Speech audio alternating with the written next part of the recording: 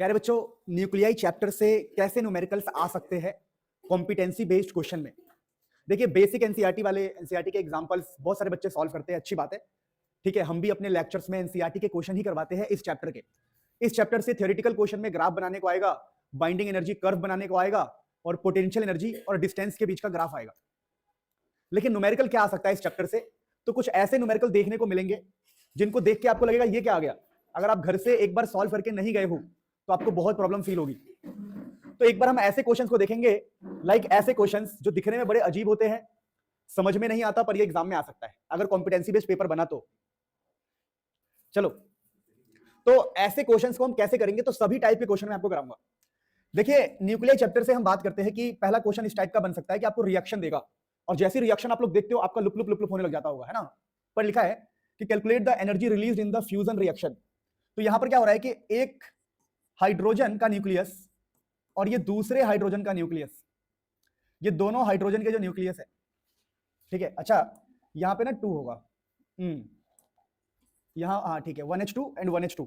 तो 1H2 combine हो रहे हैं, कंबाइन होके बन रहा है हीलियम का न्यूक्लियस बन रहा है, जो कि है 2 3 एंड साथ में ये N है। फिलहाल N के बारे में हमें कुछ बोला नहीं है क्वेश्चन में, तो इस N का होना ना होना बराबर है आपके लिए, क्योंकि क्वेश्चन में N के बारे में कुछ बोला ही नहीं है। तो फिलहाल रिएक्शन आपको दिया होगा कि देखो, दो हाइड्रोजन के न्यूक्लियस आपस में कंबाइन हो रहे हैं और हीलियम का न्यूक्लियस बन रहा है। तो लिखा है कि भाई where binding energy of 1H2, कह रहा है कि इसकी बाइंडिंग एनर्जी हमें पता है, 1H2 की बाइंडिंग एनर्जी हमें पता है, एंड हमें हीलियम के न्यूक्लियस का भी बाइंडिंग एनर्जी पता है। तो निकालना क्या है? Calculate the energy released. देखिए, एनर्जी रिलीज्ड के लिए एक फॉर्मूला याद रखना हमेशा, जब भी आपसे एनर्जी रिलीज्ड बोले कोई भी क्वेश्चन में, एनर्जी रिलीज्ड, देखो लास्ट में मैंने आपको जितने भी क्वेश्चन कराए हैं, चाहे वेव ऑप्टिक्स हो, चाहे एटम हो, चाहे न्यूक्लियाई हो, चाहे रे ऑप्टिक्स हो, मैंने सभी चैप्टर के न्यूमेरिकल्स आपको कराए हैं, सभी competency based and top notch है।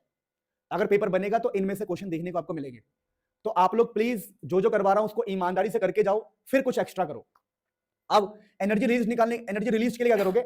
आप रिएक्शन के जो प्रोडक्ट में होता है, रिएक्शन के जो प्रोडक्ट में है, ये भी और ये भी है, तो प्रोडक्ट की एनर्जी निकालो और माइनस कर दो रिएक्टेंट की एनर्जी से, रिएक्टेंट की एनर्जी से माइनस कर दो, रिएक्टेंट में ये है, तो आपको एनर्जी रिलीज्ड मिल जाएगा। अब बात करते हैं कि प्रोडक्ट में कौन कौन है।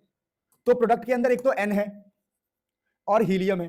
अब इस क्वेश्चन में N के बारे में कोई इंफॉर्मेशन नहीं दिया है, तो हम N को गायब कर देंगे। हम कहेंगे भाई मेरे क्वेश्चन में N है ही नहीं, क्योंकि उसने N के बारे में कोई इंफॉर्मेशन नहीं दिया। तो अब हम क्या मानेंगे? हम मानेंगे कि हमारे प्रोडक्ट में सिर्फ हीलियम है, और हीलियम की एनर्जी ये रही 7.73 मेगा इलेक्ट्रॉन वोल्ट। तो हम बोलेंगे 7.73 मेगा इलेक्ट्रॉन वोल्ट। अब माइनस करना है रिएक्टेंट, तो रिएक्टेंट में हमारे पास 1H2 दो बार है 1H2, और हमें एक 1H2 का एनर्जी दे रखा है 2.23। तो हम बोलेंगे देखो 2.23 को 2 से हम मल्टीप्लाई कर देंगे। 2 से क्यों मल्टीप्लाई करेंगे? क्योंकि हमारे जो रिएक्टेंट में है, रिएक्टेंट में 2 है 1H2 और एक की एनर्जी दी हुई है 2.23, तो 2.23 को 2 से मल्टीप्लाई करेंगे, तो प्रोडक्ट में ये है और रिएक्टेंट में ये 2 है, तो उन दोनों की एनर्जी। अब इसको माइनस करेंगे तो हमें मिलेगा energy released.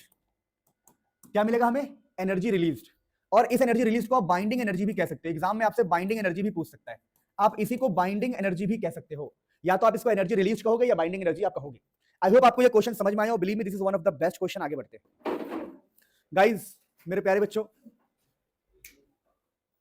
Now we have question number 2। अब देखो, ये सब क्वेश्चन हर बच्चा करके नहीं आएगा। ये सब क्वेश्चन हर किसी के बस की भी नहीं है बेटा। क्वेश्चन लिखा है a nucleus with mass number A. कोई न्यूक्लियस है, सपोज करो एक्स नाम का कोई न्यूक्लियस है, जिसका मास नंबर है 240। ए की वैल्यू 240 है, मास नंबर को हम 240 बोल रहे हैं, एंड इसका बाइंडिंग एनर्जी पर न्यूक्लियन, मतलब बाइंडिंग एनर्जी अपॉन में ए, बाइंडिंग एनर्जी पर न्यूक्लियन की वैल्यू दे रखी है 7.6 मेगा इलेक्ट्रॉन वोल्ट। अब मैं आपको एक कहानी सुनाता हूं, बहुत सिंपल। कभी भी ना हमें दे रखा होता है value binding energy per nucleon, तो यहां से हमें बाइंडिंग एनर्जी कैलकुलेट करना आना चाहिए। क्वेश्चन तो बाद में करेंगे, पहले सीख लो। तो बाइंडिंग एनर्जी कैलकुलेट करने के लिए आपको ए को यहां मल्टीप्लाई करना पड़ेगा। तो हम बोलेंगे देखो, आपने हमें दिया है क्या? बी अपॉन में ए। आपने हमें क्या दिया? बाइंडिंग एनर्जी अपॉन में ए। आपने हमें दिया है बाइंडिंग एनर्जी पर न्यूक्लियन, पर हमें क्वेश्चन में हमेशा बाइंडिंग एनर्जी चाहिए होता है, तो हम इस ए को इधर मल्टीप्लाई कर देंगे, तो हमारे पास आ जाएगा 7.6 मेगा इलेक्ट्रॉन वोल्ट इनटू में A, तो हमने X की बाइंडिंग एनर्जी निकाल ली। तो बाइंडिंग एनर्जी कितनी हो गई इसकी 7.6 इनटू में A की वैल्यू कितनी है X के लिए, हम X नाम का एलिमेंट है जिसकी A की वैल्यू है 240। तो ये आंसर जो भी आएगा करके देख लेते हैं। I don't want to waste time, हमें बहुत सारे क्वेश्चन करने हैं। तो कैलकुलेटर मैं आपको दिखाता हूं। तो 7.6 इनटू में 240, ठीक है, 1824। ओके, तो ये आ रहा है 1824 मेगा इलेक्ट्रॉन वोल्ट। यानी क्वेश्चन को अभी तक हमने समझा। क्वेश्चन कह रहा है कि a nucleus with mass number A 240, अब मुझे नहीं पता ये न्यूक्लियस क्या है, हमने इसको X मान लिया, और जिसका बाइंडिंग एनर्जी पर न्यूक्लियन दिया हुआ है 7.6 mega electron volt. Okay, I hope information दिख रहा हो। यस, दिख रहा है सब। अब कह रहा है ये ब्रेक हो रहा है, दिस ब्रेक्स टू फ्रेगमेंट्स, यानी दो हिस्सों में टूट रहा है। तो एक का नाम मान लो, कुछ भी मान लो, P मान लो, Q मान लो, P एंड Q मान लिया मैंने कि P और Q में ये टूट रहा है, ठीक है। ईच A की वैल्यू 120, यानी इसका जो एटॉमिक मास नंबर है 120 और इसका भी है 120 मास नंबर, यानी A की वैल्यू दे रखी है, A की वैल्यू 120 दे रखी है, A की वैल्यू 120 है दोनों का, ठीक है। जैसे हमने यहाँ पर बाइंडिंग एनर्जी पर न्यूक्लियन में A का मल्टीप्लाई किया ना, A यहाँ पर 240 दिया हुआ था पहले वाले का, वैसे ही उन सबका A की वैल्यू इतना इतना है। अब क्वेश्चन कह रहा है with binding energy per nucleon is 8.5। अब इसका देखो बाइंडिंग एनर्जी पर न्यूक्लियन है 8.5 और इसका भी बाइंडिंग एनर्जी पर न्यूक्लियन है 8.5, क्योंकि दोनों का सेम है, मेगा इलेक्ट्रॉन वोल्ट में है obviously, mega electron volt, mega electron volt. तो दोनों का बाइंडिंग एनर्जी हमें दिया हुआ है, बोला है ना, देखो ईच ऑफ A इतना and binding energy per nucleon इतना, दोनों का A भी सेम है और बाइंडिंग एनर्जी पर न्यूक्लियन भी सेम है। तो अब मैंने आपको हमेशा बोला कि हमेशा हमें जो काम होता है ना क्वेश्चन में, वो बाइंडिंग एनर्जी का काम होता है। तो यहां से हम बाइंडिंग एनर्जी निकालेंगे, कैसे निकालेंगे बताओ। Binding energy is equal to what, 8.5 into में A, क्योंकि A यहां चला जाएगा मल्टीप्लाई में, तो 8.5 इनटू में 120, ये बाइंडिंग एनर्जी निकलेगा इसका, और सेम इसका भी बाइंडिंग एनर्जी निकलेगा हमारा 8.5 इनटू में A 120। तो बाइंडिंग एनर्जी कितना हो गया देखते हैं, 8.5 इनटू में 120, तो 1020 इसका binding energy, 1020 mega electron volt, और इसका भी आएगा 1020 मेगा इलेक्ट्रॉन वोल्ट। अब बात करते हैं आगे। तो अभी तक मैंने आपको यह सिखाया कि क्वेश्चन कैसे करना है, क्वेश्चन के इंफॉर्मेशन को कैसे समझना है। क्वेश्चन में मास नंबर दिया है और बाइंडिंग एनर्जी पर न्यूक्लियन दिया है, तो वहां से आप निकालते हैं बाइंडिंग एनर्जी। मास नंबर दिया है और बाइंडिंग एनर्जी पर न्यूक्लियन दिया है, तो आप निकालते हो यहां से binding energy. Binding energy per nucleon से आप निकालते हो बाइंडिंग एनर्जी, हमेशा हमें बाइंडिंग एनर्जी ही निकालना होता है। अब लिखा है कैलकुलेट रिलीज एनर्जी, तो रिलीज एनर्जी कैसे निकालते हैं, मैंने आपको बताया था फॉर्मूला पीछे। एनर्जी रिलीज आपको निकालना हो कभी भी, एनर्जी रिलीज आपको मैंने पिछले क्वेश्चन में सिखाया बढ़िया से कॉन्सेप्ट पूरा, है ना, कि क्या करते हैं जितने भी प्रोडक्ट में है, तो प्रोडक्ट में कौन कौन है, तो प्रोडक्ट में आपके पास 1020 प्लस 1020, तो 1020 प्लस 1020 मेगा इलेक्ट्रॉन वोल्ट, तो ये हो गया प्रोडक्ट का। अब रिएक्टेंट को माइनस करते हैं, रिएक्टेंट कौन है 1824, और ये पूरा आंसर चल रहा है आपका मेगा इलेक्ट्रॉन वोल्ट में। लास्ट में हमने लिख दिया कि यूनिट मेगा इलेक्ट्रॉन वोल्ट में आएगा। तो कितना आंसर आएगा, देखो ये हो गया 2040 माइनस 1824, कितना आंसर आ रहा है वो दोस्त, 216 मेगा इलेक्ट्रॉन वोल्ट। बेटा अगर ऐसे क्वेश्चन एग्जाम में आ जाए तुम बिना किए गए हो तो धुन सुनाई देगा तुम्हें, कौन सा धुन है वो, ठीक है, वही धुन सुनाई देगा, ध्यान रखना, प्लीज नोट इट डाउन। शादी भाई आज मेरी, पता नहीं सच्ची में, हाँ भाई हम ऐसे बंदे हैं, हम मंदिर में जाते हैं, बैठते हैं और शादी कर लेते हैं, बहुत सारी करनी, कितना खर्च करे। थैंक यू भाई, आदाब भाई। मैं तो ये सोचता हूँ कि काश मैं थोड़ा उस साइड से होता, तुम्हारी तरफ से, कहीं भी जा रहे एक को लेके आ रहे, क्या बात है। वैसे मेरी बहुत ही स्ट्रॉन्ग इच्छा है। चलो, लिखा है कि व्हेन 4 हाइड्रोजन न्यूक्लियाई कंबाइन, तो 4 hydrogen nuclei combine to form a helium nucleus, तो 1H1 1H1 1H1 1H1, देखो 4 हाइड्रोजन, सिंपल हाइड्रोजन देखो कंबाइन होंगे, एक एक एक एक, तब जाके हीलियम बनेगा 4 वाला। हीलियम का मास ना 4 होता है, तो हमने कह दिया 4 हाइड्रोजन है तो सबके मास कितने होंगे, एक एक एक एक एक एक। वैसे आपको रिएक्शन हमेशा दिया होगा, इस क्वेश्चन में मैंने रिएक्शन लिखना भूल गया जब मैं क्वेश्चन बना रहा था, ठीक है। तो लिखा है estimate the amount of energy in mega electron volt released in this process of fusion, neglect the mass of electrons and neutrons. मतलब अगर कोई इलेक्ट्रॉन या न्यूट्रॉन या प्रोटॉन या एंटी कुछ भी निकला हो, सबको आपको कुछ नहीं मानना है, आप एक सिंपल रिएक्शन मानोगे। तो देखो यार इस क्वेश्चन में कुछ इंफॉर्मेशन गायब है, जो मैं क्वेश्चन देख के इंफॉर्मेशन लिख देता हूं, ठीक है। एक बार सुनो दोस्तों, ये देखो लिखा है 4 हाइड्रोजन न्यूक्लियाई, ये कुछ गिवन इन्फॉर्मेशन था जो मैंने मिस कर दिया था क्वेश्चन टाइप करते वक्त। लिखा है कि देखो 4 ऐसे 1 2 3 4 कंबाइन होकर हीलियम बना रहे, तुम बस इतना बता दो कि एनर्जी कितना रिलीज हुआ है। तो वही बात है यार, वही वाली बात हो गई, वही बात हो गई एनर्जी रिलीज का। मैंने बताया तुम्हें क्या एनर्जी रिलीज का। बेटा ये सब ना, एक बात बताऊं तुम्हें, ये सब करने के बाद ही आसान लगता है। और सोचो ऐसा क्वेश्चन तुम्हें दिख जाए, तुम कितने कदम दूर भागोगे, ओ भाई ये क्या लिख दिया, अबे ये क्या लिख दिया, ये ऐसा हो जाता है। तो कर लिया हमने और ट्रिक से करवा रहा हूं मैं आपको। बुक्स में इसका सॉल्यूशन देखोगे तो 4 होगी, पूरी आवाज आएगी एनर्जी। एनर्जी रिलीज कैसे निकालते देखो, प्रोडक्ट वाले को, प्रोडक्ट में जो भी है वहां पर रिएक्टेंट वाले से माइनस करवा दो। अब देखो यहां पर प्रोडक्ट में कौन है, तो प्रोडक्ट में आपके पास ये। अब देखो हर बच्चा एक गलती करेगा जो तुम्हें नहीं करना है। अब यहां पर एक प्रॉब्लम है, यहां पे क्या प्रॉब्लम है, यहां पे प्रॉब्लम ये है कि प्रोडक्ट में हीलियम है और यहां पर मास ऑफ हीलियम दिया हुआ है। तो ऐसा मत करना कि हीलियम के मास से इसके मास को माइनस कर देना, नहीं, आपको एनर्जी निकालना है। देखो पिछले क्वेश्चन में क्या था समझना, पिछले क्वेश्चन में डायरेक्टली हमें एनर्जी गिवन था। अगर आप पिछले क्वेश्चंस को देखते हो तो पिछले क्वेश्चन में हमें एनर्जी गिवन है, देखो यार mega electron volt, mega electron volt. तो हमने एनर्जी में से एनर्जी को माइनस किया, देखो एनर्जी में से एनर्जी को माइनस किया तब हमें एनर्जी मिला। लेकिन अब प्रॉब्लम क्या है, अब भैया इसने हमें एनर्जी नहीं दिया, इसने हमें मास दिया है। तो बेटा इस केस में क्या किया जाएगा, सुनते रहना। जब हमें मास दिया हो तो एनर्जी निकालने के लिए सबसे पहले आप निकालते हो मास डिफेक्ट, मास डिफेक्ट। और मास डिफेक्ट, जो मास डिफेक्ट है वो एएमयू के फॉर्म में होना चाहिए या तो यू के फॉर्म में होना चाहिए, जो हमें इस क्वेश्चन में यू के फॉर्म में दिया हुआ है। ठीक है, तो मास डिफेक्ट जब निकल जाए तो उसको 931 मेगा इलेक्ट्रॉन वोल्ट से मल्टीप्लाई किया जाता है। यानी आपको अगर एनर्जी रिलीज निकालना है तो आपको यहां पर मास डिफेक्ट निकालना पड़ेगा। अब मास डिफेक्ट क्या होता है, तो देखो डेल्टा एम कैसे निकालोगे, तो डेल्टा एम निकालने के लिए, मास डिफेक्ट निकालने के लिए प्रोडक्ट के मास को, प्रोडक्ट वाले मास को रिएक्टेंट से माइनस करोगे। तो बताओ प्रोडक्ट में कौन है, तो प्रोडक्ट में आपका हीलियम, और हीलियम का मास दे रखा है, हीलियम का दे रखा है ना, तो कितना है 4.000260, 4.002603 माइनस रिएक्टेंट। अब रिएक्टेंट में कौन है, तो रिएक्टेंट में है 1 2 3 4, 4 बार हाइड्रोजन, तो 4 बार हाइड्रोजन। और एक हाइड्रोजन कितना दे रखा है, एक हाइड्रोजन का इतना है, तो 4 बार है, इसलिए हम एक हाइड्रोजन का मास इतना है तो हम 4 से मल्टीप्लाई करेंगे, 4 इंटू 1.00785। तो यहां पर मास डिफेक्ट आपका यू में निकलेगा।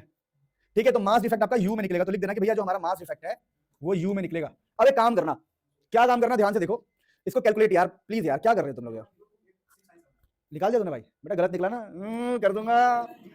ठीक है, सुनो कितना आ रहा है, 0.02869 यू, ये मास डिफेक्ट निकाल दिया भाई ने। अब मास डिफेक्ट निकल गया ना, तो एनर्जी रिलीज भी निकाल सकते हो।